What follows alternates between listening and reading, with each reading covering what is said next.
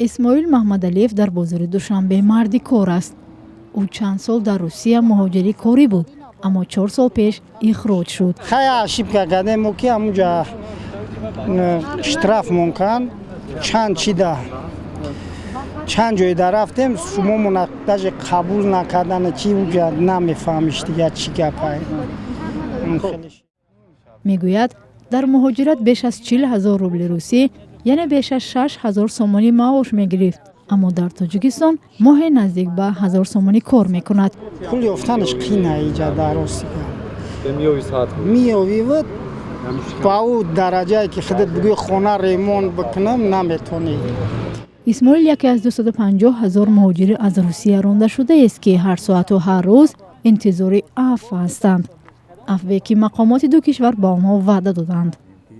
مسئولان وزارت مهنت، مهاجرت و شغل اهالی میگویند امیدوارند که تا آخر سال جاری مسئله عفو مهاجران تاجیک با روسیه حل می شود.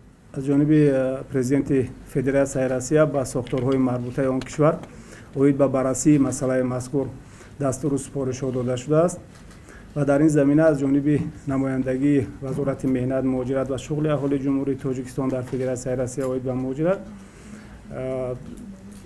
بررسی این مسئله با سرایست وزارت کارهای داخلی فدراسیای روسیه اوید به مهاجرت ادامه دارد و باید تذکر داد که این مسئله مورد بررسی است و ما امیدوار هستیم که از جانب فدراسیای روسیه این مسئله شاید تا آخر سال حل خود را یابد. دوام یک سال اخیر شمار مهاجرانی که راهشان به روسیه بسته شد 50,000 دیگر افزود.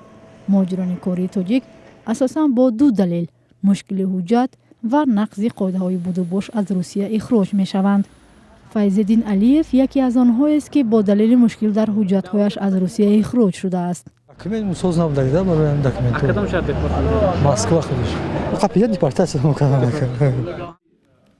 مقامات شرح دادند که کیها می توانند امیدواری عفو باشند. مثل عفو قبلی، عفو پیشینه فقط آن حقوق ویرانکنی‌های را در بر میگیرد که یعنی وابسته به ماده‌های معین است، یعنی قانونگذاری فدراسیای روسیه.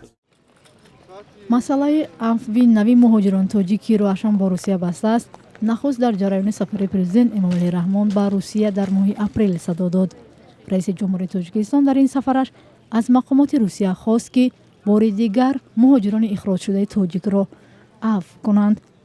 سالانه از تاجیکستان به روسیه بیش از 1 میلیون نفر برای کار می روند.